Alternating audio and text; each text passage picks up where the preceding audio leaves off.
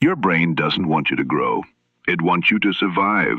It has no interest in your dreams, only in keeping your heart beating, your blood moving, your bones intact. It's an ancient mechanism, perfected over millennia to sense danger before delight. It equates risk with death, uncertainty with threat, awkwardness with exile. To your primal brain, discomfort is a red flag, but in today's world, that flag no longer protects you. It imprisons you. That's the paradox, the trap, the software bug in your biology. You are wired for safety in a world that now rewards the opposite. We no longer live in caves. We live in code, in a system of digital scaffolding where comfort is the default and discomfort is the differentiator. The person who avoids pain today avoids progress. The one who seeks ease will drown in sameness, and the one who hides from awkwardness will never find intimacy, impact, or identity. A little science. A quiet revolution.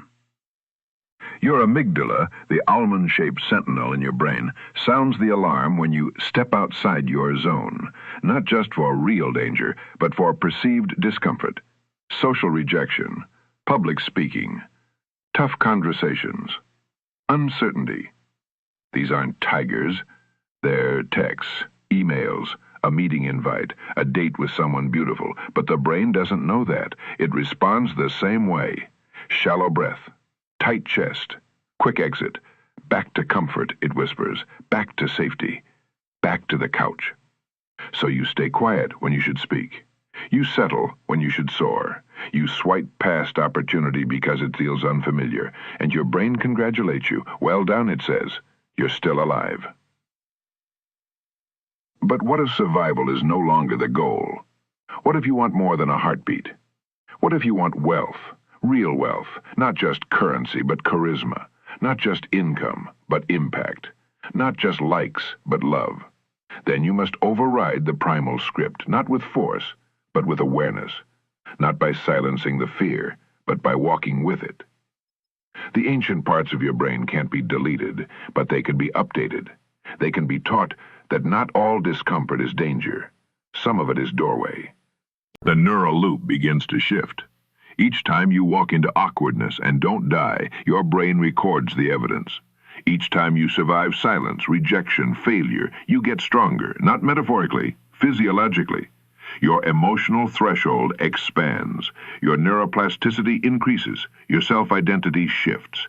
You're no longer someone who avoids discomfort, you're someone who uses it. The loop rewires.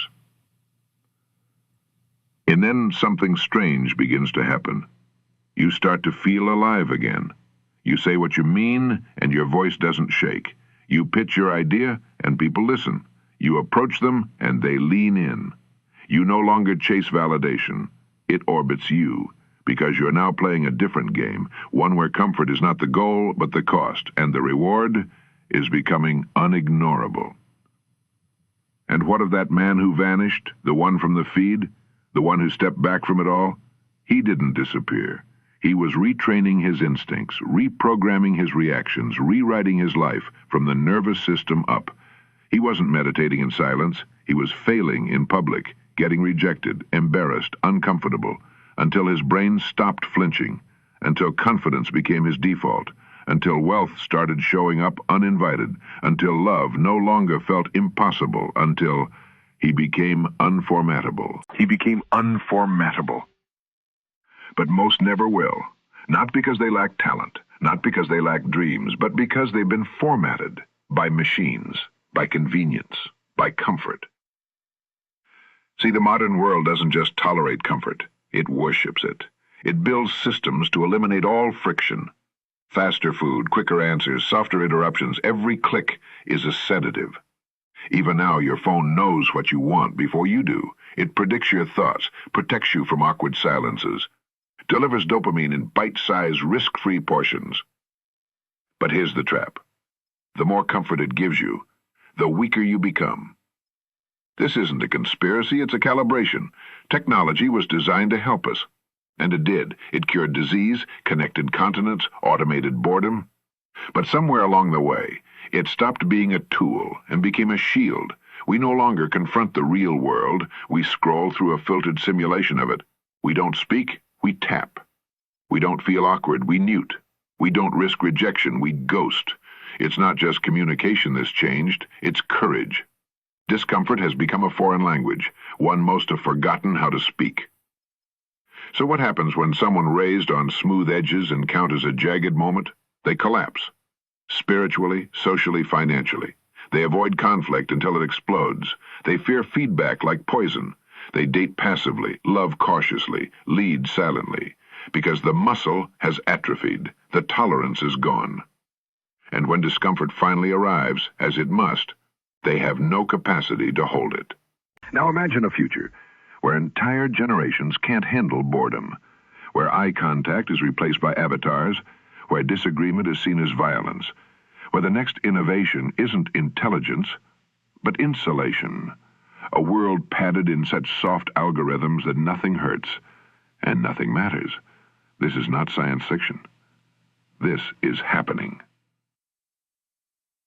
But there is another path, not backwards, not analog, forward, but raw. Digital monks, tech minimalists, humans who use technology without being used by it. They choose real conversations over curated posts. They take cold showers in a world of warm lies. They let silence stretch beyond the socially acceptable. They do the thing the interface tries to protect them from. They grow, and they stand out, not because they're louder, but because they're grounded. To be unformattable in a formatted world is to become a glitch. A beautiful error the system can't ignore, the kind of person who walks into a room and doesn't apologize for existing. The kind who commands respect, not by force, but by presence, because they've touched the real, and the real touches back. And now a question. What happens when you start practicing discomfort the way others practice convenience? What happens when you seek the tension that others try to swipe away? What happens when awkwardness becomes your edge? We'll find out. But first, we must train. We must return to the rituals. You want to be free? Start with friction. Discomfort is not a punishment. It is a passage.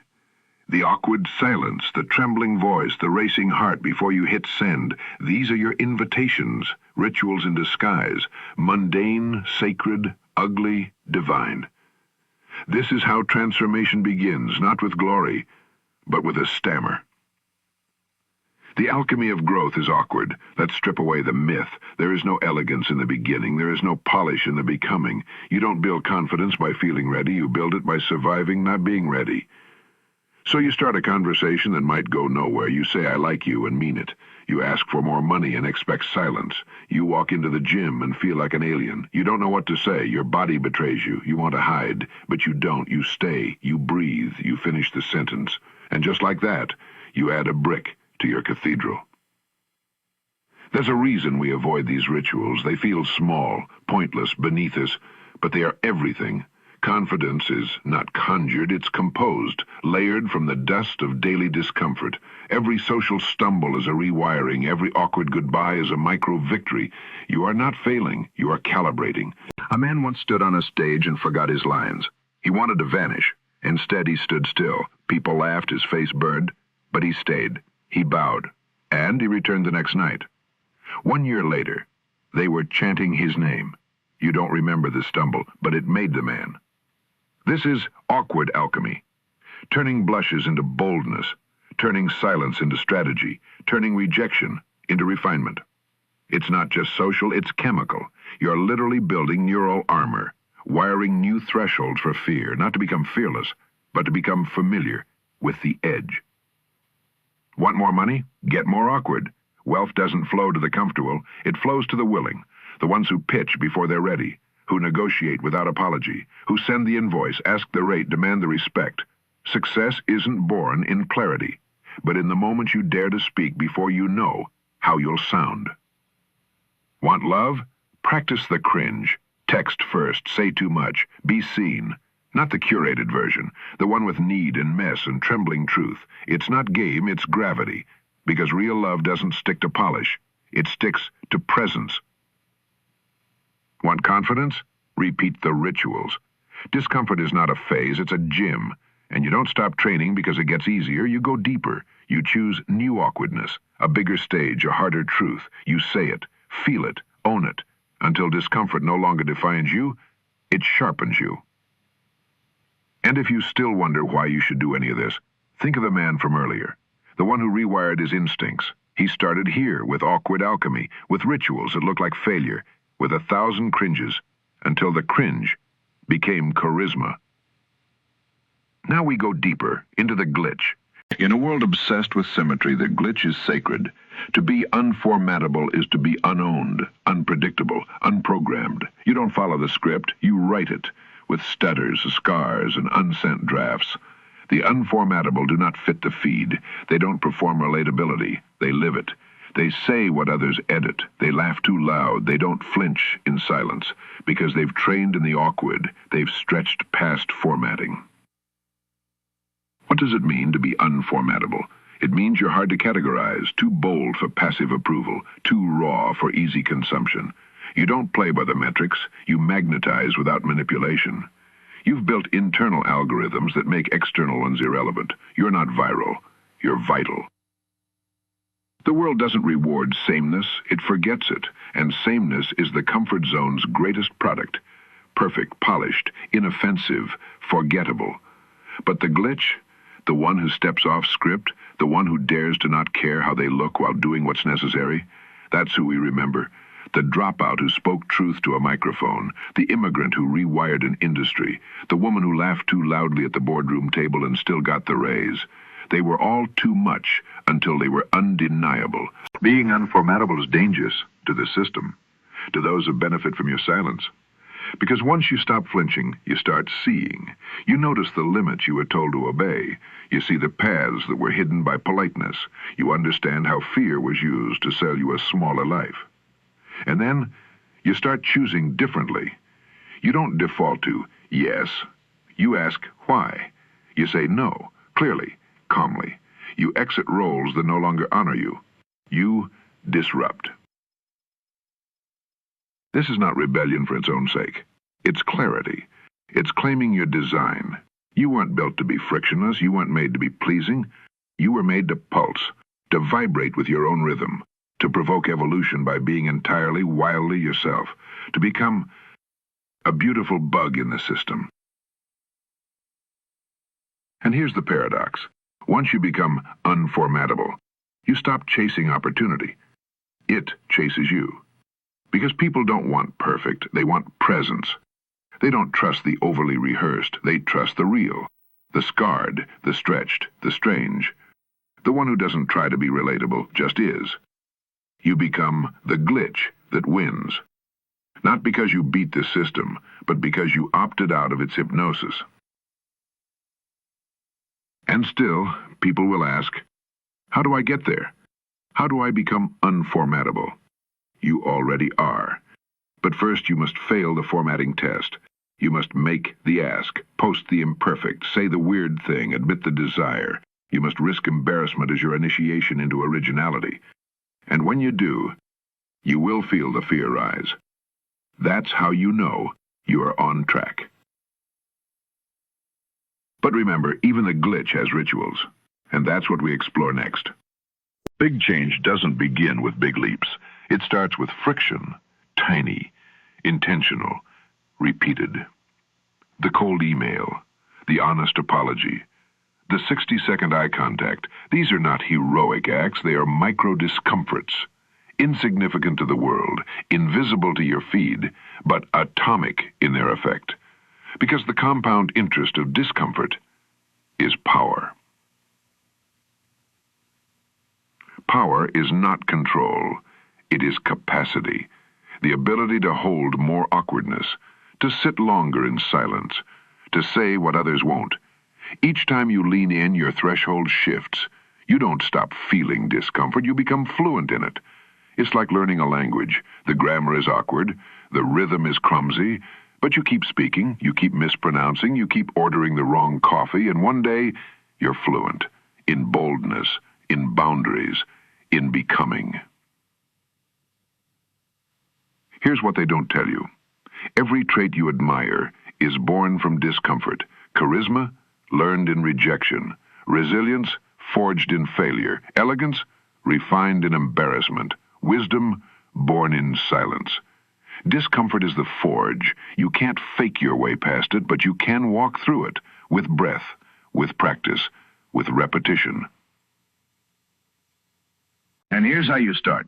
You don't quit your job. You speak up in one meeting. You don't confess your entire truth. You say one thing that matters. You don't become a monk. You put your phone away during dinner. You don't change your life at one go. You stretch it 1 inch at a time. It's not sexy. It's sacred. Because consistency in micro-discomforts creates macro self-trust. And self-trust, that's the gold.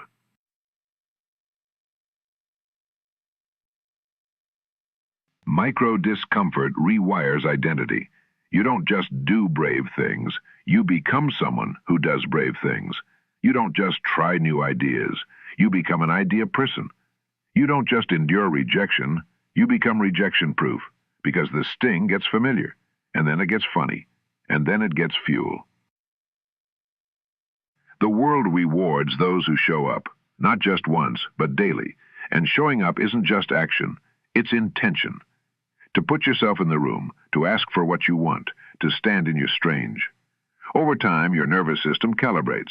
The things that used to scare you become your signature. The silence becomes power. The awkward becomes intimacy. The friction becomes freedom. But this only works if you respect the small, the 30-second challenge, the one brave message, the polite confrontation. These aren't tasks, they're identity shifters. If you can get 5% bolder today, you can be 500% freer in a year. You're not one quantum leap away, you're one micro-discomfort away, again and again. The habit is the hero. And soon your edge sharpens. People ask where your confidence came from. You'll smile, because they didn't see the small things, the 5-second pause, the skipped excuse, the time you said no and didn't explain. Those were the moves, those were the reps. That's how the glitch becomes a giant. But now comes the moment we teased in the beginning, the choice that changes everything. Your brain was built for comfort, but you were built for more. This is the ancient glitch. A system meant to protect you now prevents you. Comfort, once survival, has become a slow decay. And you feel it, don't you? That subtle ache, that quiet itch, that suspicion that something deeper waits for you on the other side of awkward. That isn't your imagination. That's your instruction. This is the moment. The loop closes here. Do you stay formatted? Or do you step, not dramatically, not destructively, just deliberately? One action, one ask, one admission, a single shift toward your next discomfort. This is the choice, to rewire instinct, to lean into awkward instead of away, to risk being misunderstood in the service of being real. It's not about becoming fearless. It's about becoming fluent in fear. It's not about chasing pain. It's about recognizing its utility. Growth was never supposed to feel safe. It was supposed to feel sacred. You don't get a new life. You get a new lens. You stop labeling discomfort as danger. You start labeling it as design.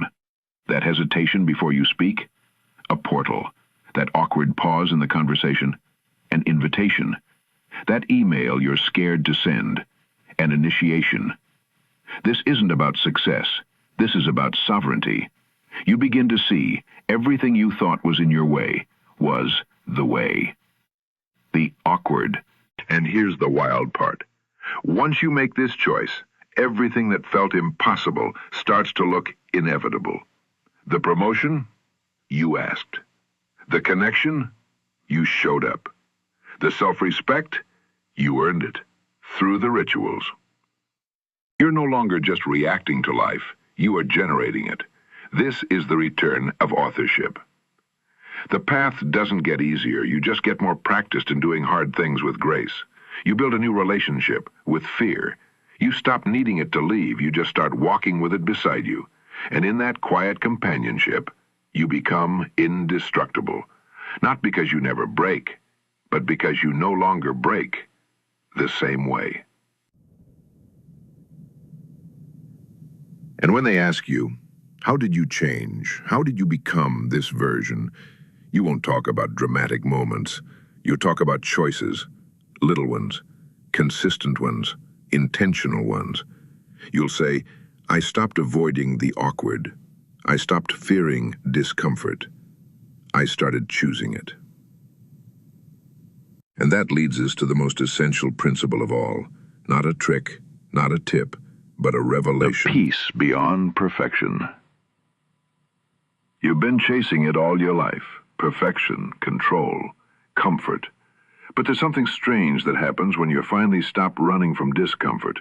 You stop running altogether. And something quieter emerges. Not achievement, not applause, but peace. Not the kind you buy, not the kind you perform. The kind you earn when you no longer need the world to understand you before you act. In peace, true peace is not the absence of chaos, it's the ability to remain unchanged inside it. To speak when your voice shakes, to stay when your skin itches to leave, to love without certainty, to ask without rehearsing. You're no longer performing clarity, you're embodying it, because when you've walked through discomfort long enough, you start to realize there is nothing left to prove, only more to explore. You don't need to be perfect, you only need to be present, unformattable, unscripted, unbothered by the awkward. Perfection is a trap. Presence is the treasure, and presence is forged, not found, in discomfort. Now the loops close. The man who disappeared? That was you. Before the micro-bravery, before the glitch, before the choice. Now you've returned. Same name, new calibration. You feel more, but you flinch less. You fear more, but you obey less. You are not without fear. You are beyond its jurisdiction. You've grown wider. Your comfort zone is now a country, not because the world got easier, but because you got wider. You stretched through every strange interaction, every hard conversation, every no that didn't kill you. And now, you can hold more complexity, more love, more vision, because you earned it by standing in the fire until it made you luminous. So here's the final invitation. Not to act harder, not to hustle louder, but to live differently. To notice what you avoid, to lean into the strange, to ask the scary question, to stay in the silence a little longer, to let discomfort do its sacred work. Bob Barrister, once you can tolerate the awkward, you can translate the divine. Once you can sit in silence, you can speak with thunder. And once you no longer chase perfection, you arrive at peace. Peace, not because everything is okay, but because you finally are. Let them keep their scripts. You have your own signal now. Let them stay formatted. You are the glitch that glows. Let them avoid discomfort. You've learned to live there, and that is your superpower.